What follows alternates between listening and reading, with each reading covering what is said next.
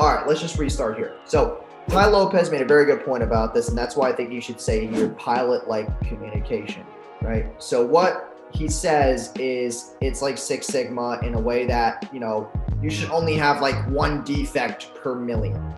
And that's why pilots and airline people, they're always checking all the buttons, and they're, and this is a very big key principle of success, is being able to check your work, because too many people rush or they don't do things correctly and they just want to get things up and running, but realistically they don't know how to check their work. And the way they check their work is just like a pilot would.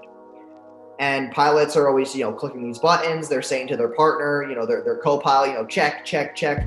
And that's why planes don't crash. So when you're able to elude that same principle to Six Sigma and then communication, you're going to prove the concept a lot better.